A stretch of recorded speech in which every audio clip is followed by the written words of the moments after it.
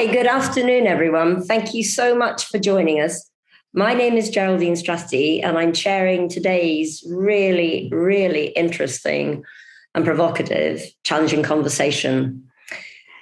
How did we start the Challenging Conversation series? Well, we started it with Maudsley Learning because we wanted to provide a safe space, a safe psychological and open space for people experiencing mental ill health, for people accessing mental health services, and where our young professional, our young people in training wanted to be able to discuss openly today's ethical issues in mental health, the challenges they face in delivering the sort of care that they want and the sort of care that they want to get. We wanted it to be a place where we could hear from very diverse people, which would then inform the future of the services that will be provided across the whole of South East London. So for our strategy, our population health strategy, these conversations, both what the panelists debate, but also the information and the questions you put in the chat, are really helpful, intelligent knowledge about what we should be thinking about to make sure we have the best future in mental health that we can. Our panels always comprise people with lived experience of mental ill health. And today we are joined by people with that lived experience. It always comprises either our young stars in professions, psychiatry, psychology, nursing, social work, others, or it comprises people who are kind of on the journey to get there. We also have people come who feel that at the moment they don't have a place that they can ask and talk about different difficult challenges of culture, of ethnicity, of the use of restrictive practices, of why don't we have trauma-informed care, about what's the treatment for people beyond medication, what should training look like that will actually equip people for the future, not carrying the burdens of stigma from the past. So today, our challenging conversation is about stigma. So what we are going to explore today from our panel is issues like, is stigma reducing, or is it still very much there despite all the improvements and awareness of mental health in the last 10 years? Where's the stigma coming from? Is it just society and communities? Is it worse within the health system or better? Is it worse within the mental health system itself or better?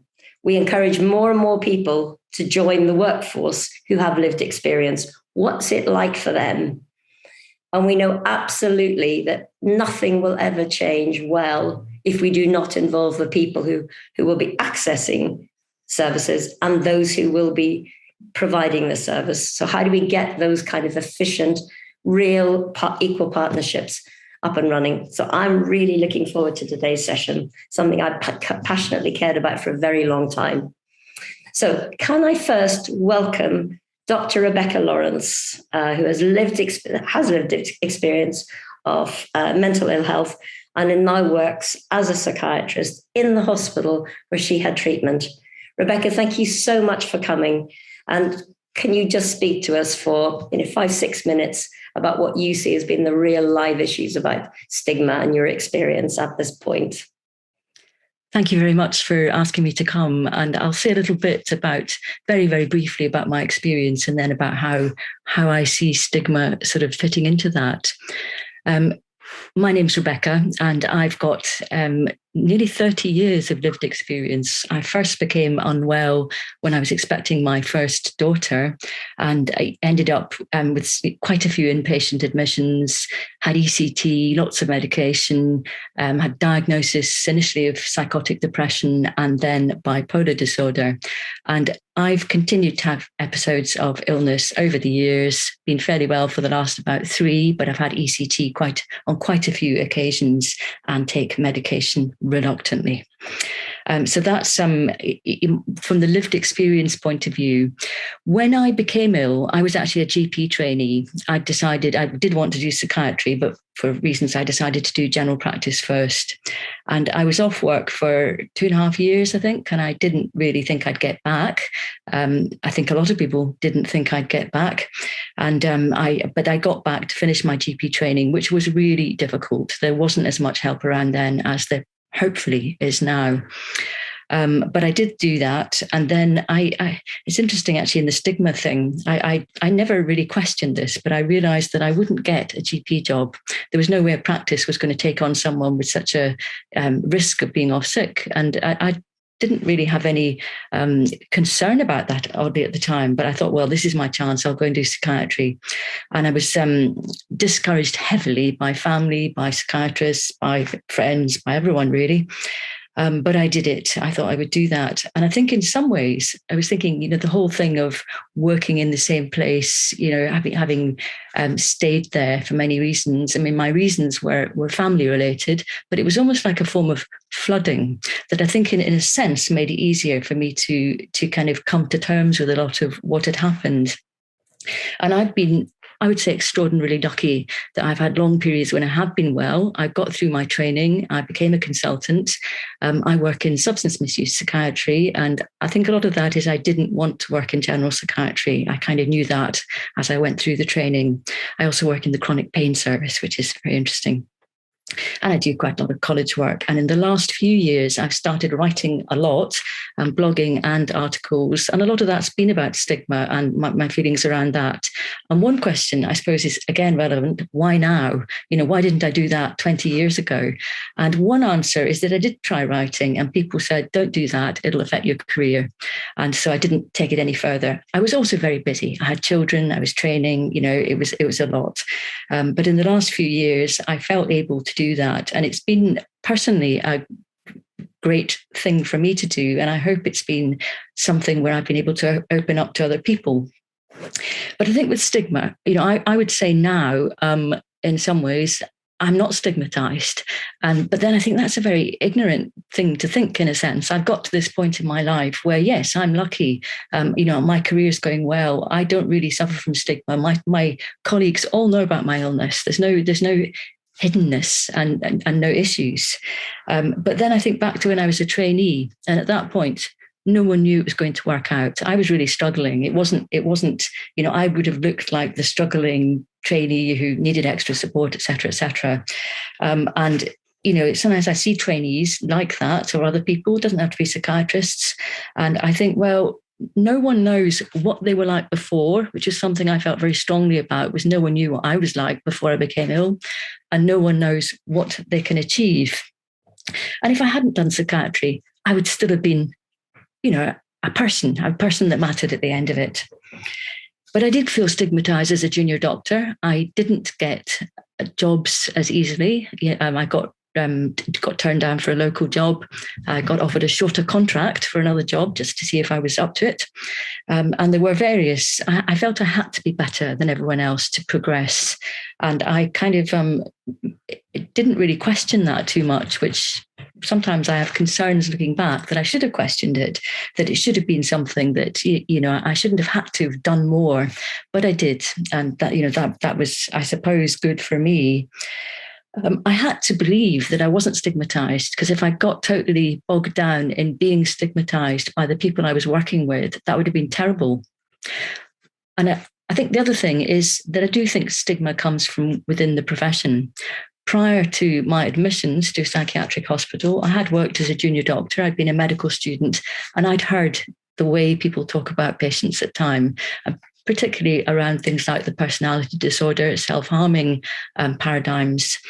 And it's not always very nice. It's not everyone. It may even be a small number of people, but it's not good. And I think when I was then an inpatient, it was a quick step to thinking that's what they're thinking about me. And I actually do think that health professionals are sometimes criticized more. They should know better. What are they doing here? That kind of thing, privileged, advantaged, and yet still end up here. So I think that was very difficult. And one comment I would want to make, self-stigmatization, I don't think you do it to yourself. I think you pick it up from someone else. So I think it's quite it's something that we shouldn't be saying to people, you're self-stigmatizing, because it's not like that. I think the other thing I would say is a comment now. I'm involved in looking at in Scotland, sort of, treatment services for physicians, doctors, nurses, and others. And I think one thing I've always thought a lot about is the out of area thing. Should people be sent out of area? I've been a patient in area, wasn't great, but it wouldn't have been great anyway. I've been a patient out of area. It was quite a nice hospital, but it was terrible for my family coming to visit. I wouldn't do that. And I've said very clearly, if I do need to be admitted again, I hope I don't, I want to be admitted in area. And I think everyone should have the choice. I certainly wouldn't want to put my opinions on everyone else, but I think it's quite stigmatizing by the fact that we should be put out of area, hidden away, go and see someone, in an academic's tower or, in a liaison psychiatry place when no one else goes. There are a whole lot of things that we do, from day to day that we don't even think about, that are very stigmatizing. And I suppose what worries me most is that as I grow older, and in a sense I'm in a slightly different position, that I will take on these things and forget them and not see what's going on. I think it's very difficult with stigma. Is it inevitable?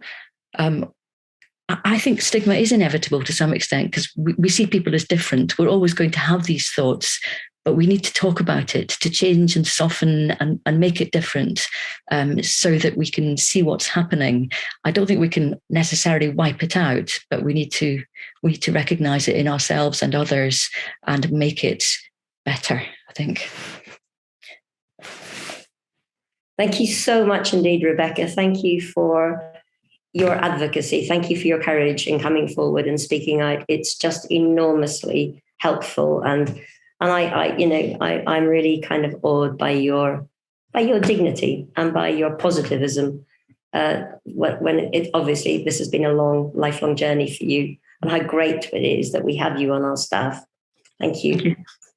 Can I turn now to Petra Gunholm, who is going to bring us an international perspective. So Petra, you've been a scientific coordinator of something called the Indigo program.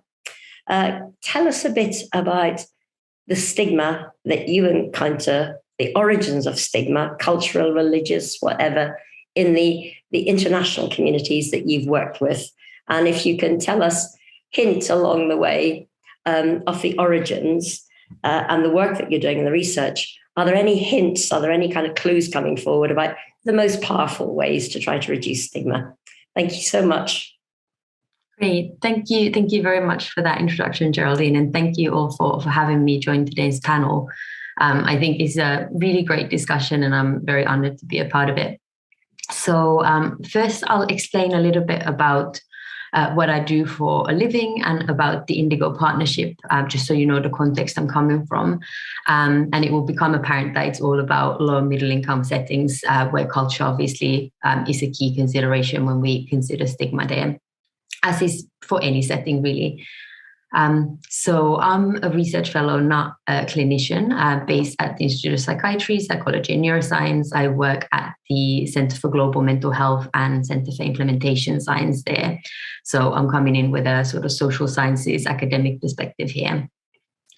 And for the past couple of years, I've been really fortunate to be the scientific coordinator of the Indigo Partnership Research Program, which is a study specifically focused on developing and testing effective and contextually and culturally adapted anti-stigma interventions in low and middle income countries specifically.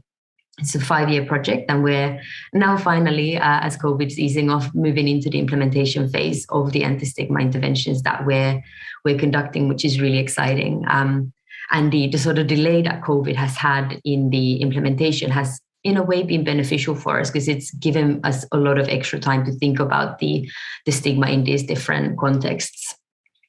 So specifically, just in case anyone's interested, we're working in India, China, Ethiopia, Nepal, and Tunisia. So quite varied settings. And this was essentially an intentional choice. So we wanted to have a mix of different countries, different cultures, different languages, different healthcare systems, a mix of rural and urban settings, a sort of real combination of locations, essentially to have as varied places to work in as possible. Because what we're aiming to do with this work is to think about how we can consider stigma as something that is cross-cutting across these different places, and reduction principles that are anchored in evidence-based stigma reduction that likewise would be, the principle would be the same across these different places, but obviously the way in which it's targeted and tailored and adapted to these very diverse places is something that we're working on and sort of understanding how to do that in the best possible way. So this is why we chose these very diverse settings to work in. So when it comes to stigma, the sort of principles around stigmatization, however we choose to conceptualize it from a theoretical point of view, we can talk about stigma as representing problems with knowledge, attitudes, or behavior, or we can think of stigma as other types of processes around maybe separation and labeling and assigning different values to different labels, stereotyping, etc. There's various academic models of stigma, but the idea is that that core function is probably the same because it's perhaps a part of human nature, the way we interact with each other and the way we react to differences.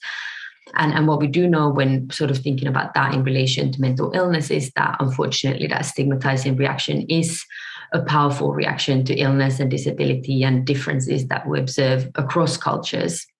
But the way in which this sort of specifically manifests in different places can be culturally dependent. So sort of exactly who is stigmatized or what types of symptoms or illnesses or labels are stigmatized, why that kind of judgment comes into place and what it means, that's something that varies from place to place. And this is something that needs to be understood better because currently a lot of the evidence that we have around sort of understanding stigma and the mechanisms comes mainly from high income settings, whereas the bulk of the world's population live in different settings. And obviously culture is not just something that matters in a low income setting, it matters wherever you look at it. And it's about how can we best understand those cultural influences when we think about stigma and understand its impact and specifically how we could reduce it. So, for instance, culture can have a role in stigma in shaping our notions of what we think mental illness is and the explanatory models we might have about an illness. It could shape, there could be different cultural meanings of the impairment that could be caused by mental illness and also the impairment that then comes from the stigma as a consequence of the illness. There's also cultural variation in how we perceive ourselves in relation to others. Sort of some cultures are much more individualistic, where your business relates primarily to you.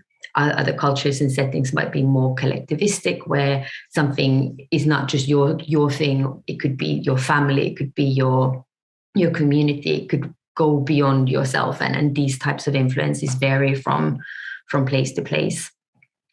And obviously there's other differences between settings as well, such as different socioeconomic factors in different settings, which then means that stigma might operate differently. Maybe if stigma means that you're less likely to gain meaningful employment, then that is likely to be a larger barrier for you in a setting that doesn't have social support structures in the same way as maybe you'd have somewhere else. So these are the types of influences that we are exploring through a lot of formative work in what we do, through different qualitative interviews, talking to communities, literature reviews. We're really sort of hoping to capture as much of this local and cultural and contextual nuance as we can. And then for our interventions, we'll be merging these specific factors with these broader universal stigma reduction principles, such as, for instance, social contact. So this is something we know from the literature, interventions where we facilitate contact connections, some sort of meaningful joint collaboration between people who are in the stigmatized group and those who are enacting the stigma. That's a really powerful way of reducing stigma. So that principle holds across settings, whether we're talking about low income or high income. And then it's about really understanding the cultural, contextual, specific nuances within the community that you're working with. And that's something that is relevant regardless of setting. So maybe one thing that we can take from the work we're doing currently in different settings in low and middle income countries, then think about what we can learn from that maybe in what we do in other settings, is to never take that role of culture and context for granted, but always build in a lot of allowance in the work that we do, whether it's academic or clinical, to really understand the individual experience and the sort of nuance in their life and sort of the bigger context within which that stigmatization happens, in order to be effective in somehow tackling that. Great. Thank you very much indeed, Petra. Fascinating insights, really interesting, the perspectives of those stigmatized and those actually creating the stigma, and also the differences in different countries. I'm so sorry, everyone. I should have said at the beginning, I haven't got COVID, but I've got a horrible respiratory infection. Please do forgive me if I burst out coughing. Claire, can you tell us a bit about your perspective as someone who's implemented and evaluated improvement strategies or stigma? Let me take over, Geraldine, and while you feel better. So thank you. So yes, so I have been involved. It's mostly in terms of evaluation of interventions of various kinds to reduce stigma, or to help people cope with some of the impacts of stigma. The thing that I've worked longest on was the evaluation of England's Time to Change anti-stigma programme that was delivered by Mind and Rethink. I started working on that as the coordinator under Graham Thornycroft as the lead for that, and then took over the evaluation until Time to Change finished a year ago, almost exactly a year ago. We learned a lot about, measuring it. And I sort of absorbed things about social marketing and how, the two charities kind of approached this. And having a public health as well as a psychiatry background, I thought about this quite a lot in terms of a public health program. And I think it's quite helpful to do so in a way, because any public health program has to make decisions about, are we going to try and reduce, in this case, stigma? Are we going to try and tackle this at a whole population level? Or is that basically not very feasible, with the resources and the time that we've got? And do we need to choose particular target groups? And if we need to target this, which Time to Change very much did, so even though there was a social marketing campaign, it was aimed at particular kind of demographic groups, because that's kind of what you have to do with advertising, because you'll never reach everybody with the same message. So you have to figure out your target groups within the population, and then more specific target groups, for example, in terms of age groups or occupational groups. And the kind of considerations that one has to make is, what groups are obviously a priority, and there was a lot of consultation of people with lived experience who are members of either charity in the process of figuring out those priorities. But also, where are the charities best placed to make a difference? So what kind of audiences can we reach, and who are kind of ready to have a bit of a listen? Because if you've got 4 years to deliver this as they did initially and show that they've made a difference, then obviously you need to be able to show you made a difference if you're going to be able to carry on, i.e. by applying for more funding and then being able to continue. So at that general population level, what we observed initially was, like, over the first couple of years, not very much, and then gradually a little bit of change. Initially in a measure within our population surveys of essentially people's desire for social distance, and that distancing is something that Rebecca mentioned. The desire for separation is a very sort of I guess a long-standing kind of an issue, and obviously that desire for distance it predates mental health services. It's something that has been with us as humans for a very long time. But it is the thing that started to change first, which I think is really interesting, because we were also looking at, other aspects of people's attitudes based on, stereotypes that people may hold, and also aspects of knowledge, particularly to do with sort of people's pessimism about, do people respond to treatment? So can treatment be helpful? Do people get better? Do people want to work? Those kinds of things. And initially, those things didn't change very much, but people's expressed willingness, to have interactions with people with mental health problems, that's the thing that changed first. And then gradually, the other things started to shift as well. So after 10 years of doing these surveys, then all of these different aspects of stigma that we were measuring had changed significantly. And that doesn't mean, obviously, that it's like job done and everyone can go home. And I think, the Time to Change, obviously, they had ideas about what they would have done if they'd got more funding. And one thing in particular, I think, was that I think that the one particular group that we were concerned about is people with more severe and more rare mental health problems. And that's partly as a result of another piece of work that we did, which was looking at newspaper coverage. So we did content analysis most years over the course of Time to Change to look at the way in which any topics to do with mental health problems were discussed. And it seemed like, in general, changes were positive, but not so much if you're talking about, people with psychosis. And thinking about it and thinking about Time to Change is probably not terribly surprising, because there was quite a focus on making people realise that, they probably know somebody with a mental health problem, and then what can you do to support that person? And obviously, the people that most people know are people with more common problems. And so, it may be that the people with more common mental health problems, people that have benefited relatively more from this. So I think that would have been the focus. And obviously that means that we need to think as mental health professionals about this group, about, whether they have benefited as much. And also obviously about, our role as stigmatizers, and also, our potential role as stigma reduction agents. And obviously all the time I was working on Time to Change, I was also being a psychiatrist and thinking about this.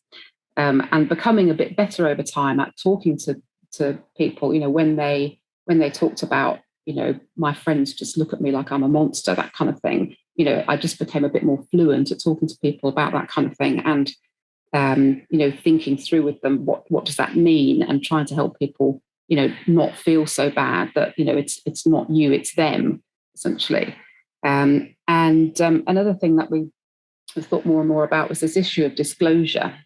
Because I realised it within the National Health Service that people quite often ask, for example, I want to get a job. Should I tell somebody I'm interviewing for a job for about my mental health problem? And we realised that within the NHS there's conflicting advice. So some people will say, well, you must tell people this, and otherwise we can't really help you get a job. So for example, within some employment support services. And then other people were saying, well, the risk of discrimination is really, too bad. So if you can just avoid telling anyone, then do. So obviously that's not very helpful. Just different people being told different things. And in fact, the decision about disclosure is very personal, very complicated. And with another colleague, Elaine Brohan, I helped to evaluate a decision aid that she created. So it's a separate piece of work from Time to Change. And that really helped people think through the pros and cons for them of disclosing in the context of employment, either when seeking work or when already in employment. And it brings in a lot of things. Like I said, it's a very complicated thing, because there's aspects of the job that people need to consider. Because in some jobs, one definitely might need to say something, and in others, it's just not going to be relevant. And as aspects of one's own kind of personal values. And we found that people really differed as we were evaluating this tool. And when Elaine was talking to people to help create it, some people would say, well, if I don't tell people, I'm being dishonest. And other people would say, well, it's none of anybody's business. So there's a real thing that people need to think about. What are their own values about things like privacy, honesty? What does that mean to them? And then there's real kind of concrete needs about disclosure. So do people need to ask for adjustments, all that kind of thing? So we created a tool, and we evaluated it in terms of what's called decisional conflict. So essentially, how bothered do people feel about having to make this decision? So how much support do they feel they're getting, and do they feel like they can weigh up the pros and cons, that kind of thing? And it seemed to work very well. And I've sort of sent it around to various people that have asked for it. And it's been translated in a couple of different languages and used elsewhere. And then finally, coming back to health professionals in general, and mental health professionals. So as I said, we are stigmatizers. People experience stigma within our services at both the interpersonal level, in terms of how we talk to people sometimes. So if we kind of convey a great deal of therapeutic pessimism about whether they're going to get better, or if we just talk to them about risk and symptoms, instead of them as a kind of whole person. But people also are aware of a kind of structural level discrimination, in terms of incredibly long waiting times, for example, for psychological therapies. So the question obviously arises, how do we shift in terms of the extent to which people find services stigmatizing, to being able to help people deal with stigma in their everyday life, and making our services less stigmatizing. And I think there's a couple of things about that, well, actually more than a couple. So I'll try and go through them fairly quickly. One is that everybody, regardless of whether or not you have lived experience, has the potential to reduce stigma in other people. And it's because the thing about contact is that you can provide what's called extended contact. So Petra was talking about contact between people with and without lived experience, and the fact that can work to reduce stigma, prejudice, whatever you want to call it. If you're somebody who knows somebody with a mental health problem, you can also be effective, because essentially the mechanisms of how you reduce prejudice is that you would reduce people's anxiety about meeting with somebody with a mental health problem because of whatever misconceptions you may have. And you can also promote their empathy towards them, because you can tell stories about people's recovery, about how people have struggled with stigma, that kind of thing. So if you can do those two things, so reduce people's anxiety and promote their empathy, then you can be an anti-stigma agent. Another thing I think is incredibly useful to realise is that the concept of personal recovery. If we follow that, if we make our services more recovery oriented, then they will be less stigmatizing,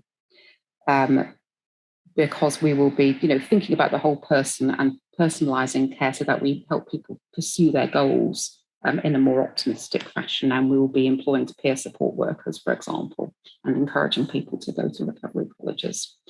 Finally, I think we really need to think about job redesign. I don't think anybody should work on an inpatient unit and only do that. Where the only work that you do involves seeing people when they're at their most ill and in a very stressful situation, you get a very biased view, and you don't get the kind of privilege that I do as a community psychiatrist, of seeing people over long periods of time and seeing the kinds of goals that they can achieve, over the course of years. So I think everybody working in mental health needs that opportunity to see people, see how well people can be. So I said job redesign, I think, is really critical. Thank you.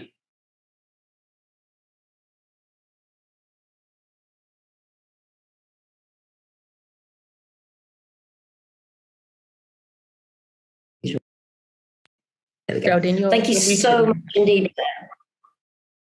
Can you hear me okay? Great. Yeah.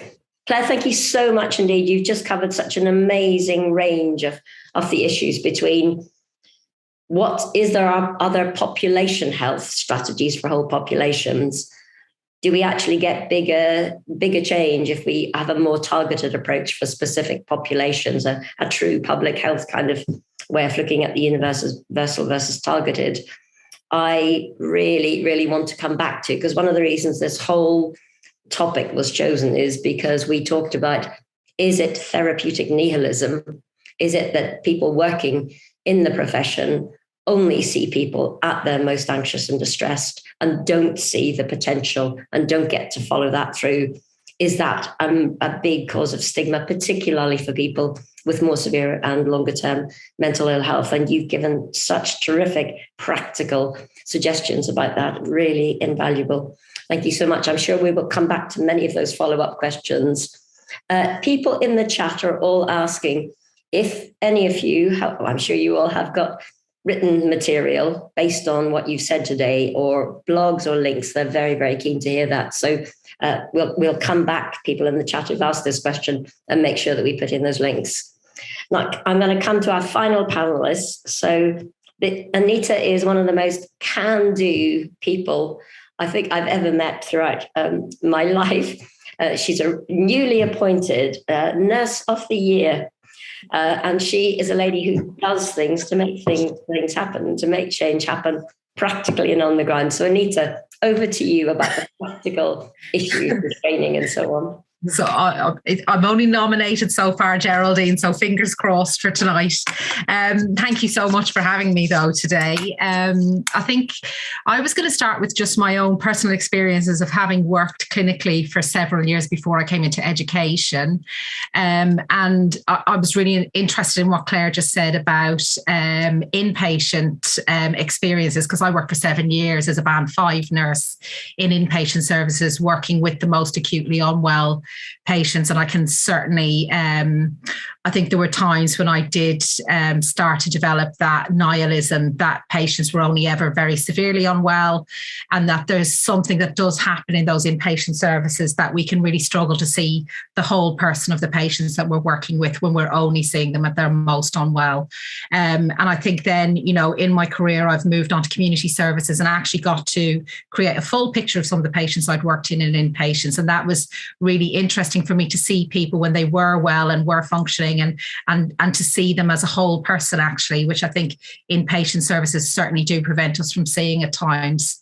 I think over the years, I've heard and seen lots of kind of stigmatized language used by clinicians, not the majority, but I think I've started to see that much more as a symptom of burnout, of moral injury, of moral distress, about systemic issues within the healthcare services that we're providing, because we're, as clinicians, I feel our hands are often tied about the way services are organised. We often have very limited amounts of time that we can offer the patients that we're seeing. We have very limited resources. I think we've already talked about the waiting lists for talking therapies in particular. And I know certainly at times as a clinician, I would have a lot of heart sink moments when I was meeting a patient who had lots of complex needs, who I knew probably needed to start therapy next week and was really, really struggling with trauma symptoms in particular. And it would be at least a year, if not 2, before they would even be seen by a therapist who could meet their needs. And that was, they wouldn't necessarily get the exact therapy that they needed that really fit with their diagnosis or with their symptoms that they were experiencing.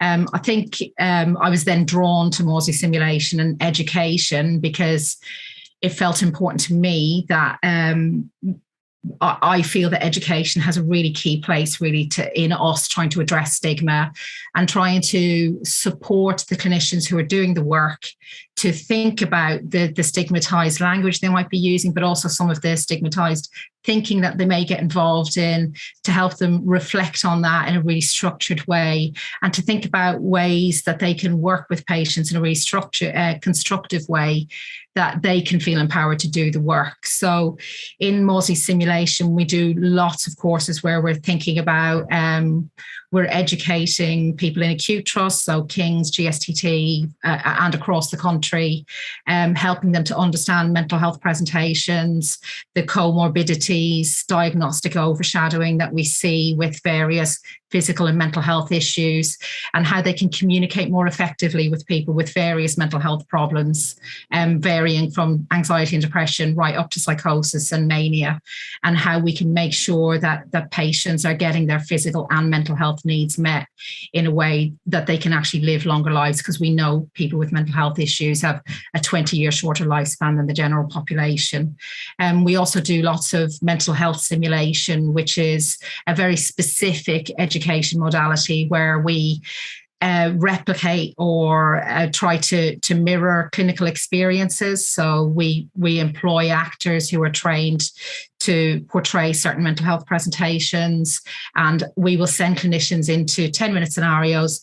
Anyone with a clinical background will recognize this as sounding very similar to an OSCE, but obviously there's no exam at the end of that. And we then do a 30 to 40-minute, very structured Maudsley debrief model that we've developed over years, where we will create a shared description and then talk about for 30 minutes in a very reflective way about the feelings that are evoked when working with patients, our own mental frames when working with patients, and the systems and human factors that influence the work that we're doing as clinicians.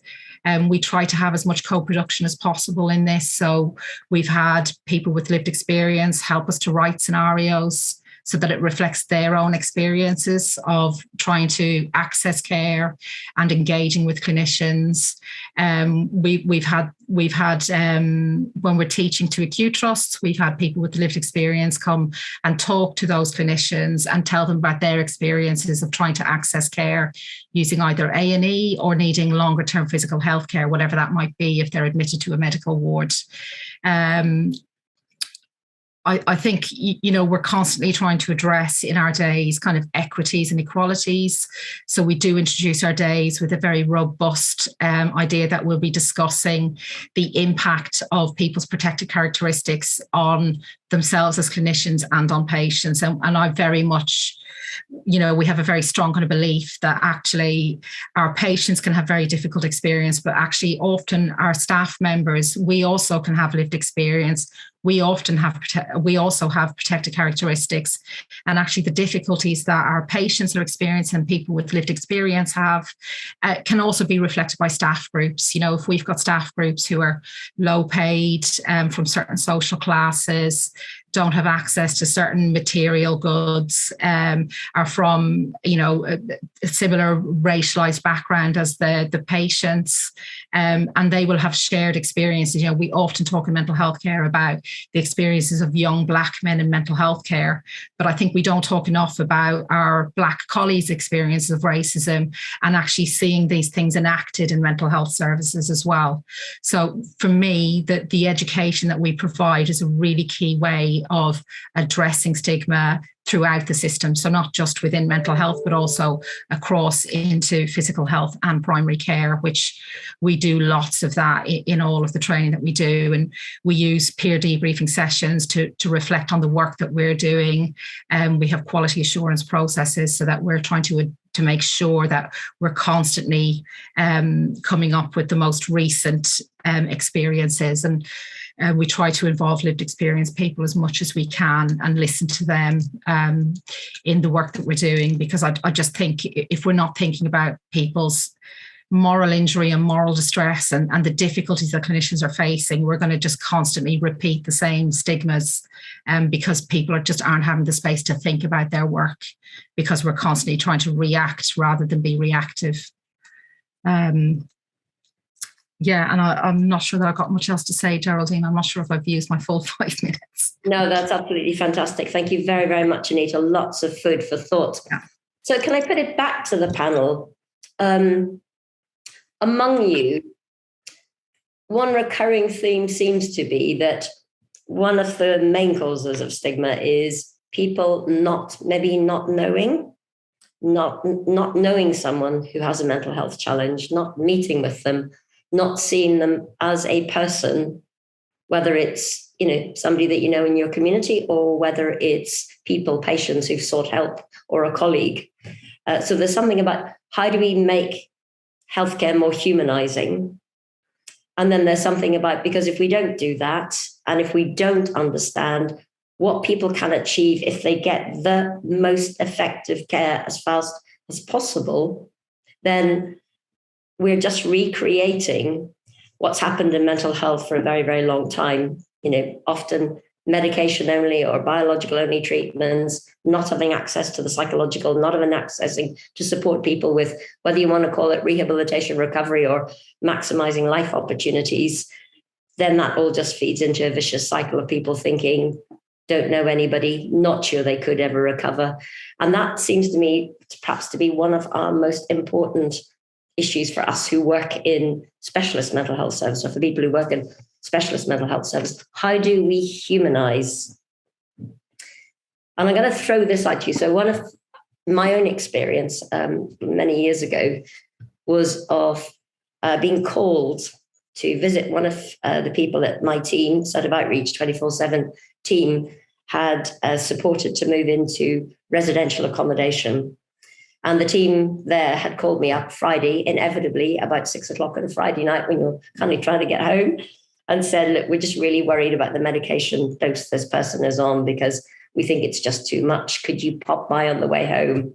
And I dropped in, and they talked about the medication, and they talked what this man, who we shall call David, had said. He was just feeling really sleepy, and it was exactly why I didn't like medication, etc. And I said, okay, bring me his chart and let me have a look at it, his medication chart. And they brought a chart with a picture, a photo on the front. I had not realized this is a national residential care organization, and this was their national practice. So there was a headshot photo, and the photo of this man was this lovely, extremely, great haircut, really, really great looking guy, very, very good looking guy, very, very kind of engaged and alive. And I said to them, oh Lord, guys, in all the years I've known you, 15, you've never brought me the wrong drug cart before. I'm so sorry, but this is not the person you've asked me to come and review their care. And they said, no, but that is David. That's David as he was when he's well. That's what he was before he kept having these repeated episodes that just didn't seem to get to an end for him for the last 10 years. And I think it was, when you have one of those changing moments in your life. And I thought, I've worked my whole life with people, really trying to help them achieve what they feel is important. But actually, have we just not even got the basics right in some of our fundamental processes? How do each of us who works with somebody with a mental health problem understand what that person wants to be? And Rebecca, you mentioned right at the beginning that bit about who people are, and people's understanding of you and your understanding of when you are at your best and when you get to be what you want to be. So are there some very fundamental basics about how we help people see people, not patients, not symptoms, that would be the most effective thing to try and change in the workforce after Cheat to Stigma? As a psychiatrist, I would say that I look quite often at the clerkings in, when people are admitted, and they're very driven by protocol. It's filling in a form largely, and I mean there's some really good people doing that work, but I suppose sometimes you think, I can't get anything from this, and then you see it copied and pasted the next time, and I sometimes feel for actually more junior psychiatrists and nursing staff, particularly in a ward setting, that they don't have the time to get to know the people because they spend so much time filling in forms and on computers, which often don't work, she says, after the morning she's had. And, that seems to be what people are compelled to do. And we need to look at that. We need to free people up to be able to talk to people. Because, I'm quite lucky in a sense, because when I kind of come in afterwards, I've got the time to chat more. And, you do find out things, and it changes the way you think about people and remember them and how you see them as a person. But if you're just having to rush through and get things done and, tick all the boxes, it's really, really difficult. And, I would go back to it's so easy to look at people on, people in psychiatric hospitals and forget that they were someone completely different whatever that different was beforehand, and that they will be different again. This is a brief, for many of them, a brief snapshot of their lives. I mean, hopefully a brief snapshot. I mean, obviously it's not always like that, but, you know, it is the worst bit often, as I think Anita was saying. And, you know, you just think, well, we've got to think out of that. We've got to think of the person in a more longitudinal way. And I think we've got to make that easier for all staff to do. Claire, any suggestions?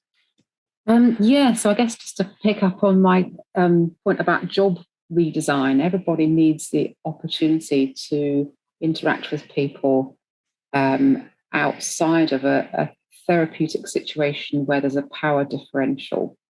So coming back to, you know, what Petra was saying about the various conceptualizations of stigma, I think that there's one which talks about the context of power. You know, so the process of labeling and stereotyping, etc., it's not nearly as problematic where there isn't a power differential. So, for example, you know, we have stereotypes about politicians and bankers, but, you know, they don't really suffer in the same way as people who are disempowered. And obviously, having a major mental illness is a disempowering kind of experience. So, I mean, home visits, actually, you know, when you're on somebody else, you know, as Geraldine's story kind of alludes to, you know, in that situation, you're on someone else's patch, and that kind of equalizes the power situation a little bit, I think. But, you know, I mean, I also mentioned recovery colleges, you know, where people are interacting as students and trainers. So the setting is very different there. And again, the kind of power thing is equalized somewhat. And any other kind of setting, you know, where that power differentiation is not there is going to help with stigma. But I really agree as well with Anita that we need to think about the kind of you know, both short-term stress and longer-term stress. You know, whether or not we think of it as burnout or whatever, because stress causes people to kind of behave in a way that's less in keeping with their professional values and more in keeping with their pre-existing kind of stereotypes, you know, because stigma is something that's learned in childhood and adolescence. And so we have it, you know, before we become professionals. So we revert to type under stress. Thank you. And Anita, I mean, nurses often have the most contact with people. Let me put a challenging question to you. Do we think that anybody can really have a care plan that is going to really help them if their personal circumstances and then the person is not understood? You know, if on the care plan we don't even have the basics of someone's protected characteristics or where they're living, what they want to work, how they want to lead the rest of their life, have they got children, what are the key, just most important things to them in the next year? Potentially also obviously about reducing distressing symptoms, but can we really say we're actually doing healthcare if that's not known? And what role can nurses play in that humanization and making sure we get the basic information from people? I think, well, a short answer would be no, Geraldine, I don't. I think, you know, if we don't know our whole patient in that way, and we don't, I think there's something about retaining your sense of curiosity in people. So, you know, often when I was working in the community doing assessments, I would do my formal assessment for the first 30 or 40 minutes, but actually I would try to wrap up with having a much more informal conversation or what might be seen as a chat. And actually you can learn huge amounts about people through that conversation and chat. And, you know, there's something about, you know, bringing your own self to that as well. I think that's really important.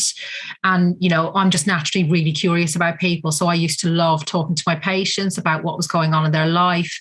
I do have just a real interest in people. And I think people when they get a sense that you're really interested in them, you can get a lot more. And I think you just cannot develop a care plan or, a treatment plan or whatever that is, unless you really understand the person who sat in front of you and the context of their life. Because, you need to know, is this a person who is living on benefits with young children? Are they having problems with their benefits? Are they, having, so often these days we've got families of 4 living in one room in a B&B because we've got such a shortage of social housing. We can't come to them with a middle class solution to their sleep hygiene problem. We need to understand what is going on in their context right now. We just can't just offer solutions that are right for people who are living in a 3-bed house or are living wherever and have a support network around them. And if we're not getting to know people really in depth and understanding kind of, say their religious beliefs and actually exploring that, because, there's a lot of discomfort, I think, in mainstream English society with religion, and lots of people can be really hesitant to discuss that with patients, historically, and I think especially people who've worked in inpatients or worked with psychosis, you get so many kind of what we see as symptoms of mental illness that present as religious beliefs that I think we can become reluctant to explore that with patients. But actually sometimes churches and religious beliefs are a really fundamental part of someone, and we need to understand what they're getting from that and what the reward is from that. It's also, you're never going to help someone with an addiction unless you understand what it is they enjoy about the substance they're using. And often we're reluctant to explore that with them as well. So there is something about being curious and just getting to know people and using that to really plan then what's going to work for them. We can't, even just on a basic level, young women don't want a medication that's going to make them gain weight. Well, no one does really, but young women in particular don't want that. So if we're trying to give medication advice to someone who may need that, we need to really understand what the impact of side effects or weight gain or whatever those other side effects are, what impact that's really going to have on their life. Is it going to cause, olanzapine may well reduce psychotic symptoms, but if it means someone who really enjoys going for a run puts on so much weight that they can't do that anymore and it starts to limit their activities, then we need to think about another medication. And if we're not getting to know people and understand the things that make meaning in their life, I think we're always going to do them a disservice, and it's always going to be a band-aid rather than anything really meaningful for them. But yeah, it's about maintaining your curiosity. And I think there's reflective practice in there to do that. I think we need to be kind of thinking about our work all the time. Thank you so much. Your optimism about we can do it. There are ideas about doing it. There are ways of doing it. The descriptions of, Rebecca's really practical, wonderful suggestions. Claire's absolute breadth of initiatives that are working. Petra, one final kind of comment from you, lessons you feel that are being learnt from the international work that you're doing on stigma. What would you want to advocate for? I think it comes back to, and it also links to what we were talking about just now, this idea of understanding an individual's context and understanding what really matters to a person, whether that's down to cultural influences or religious beliefs, or what is it that makes up this person's worldview, and how is that impacted by their illness and by the reactions, whether that's societal reactions, interpersonal reactions, sort of the structural system that this person's situated in, how all of that comes together.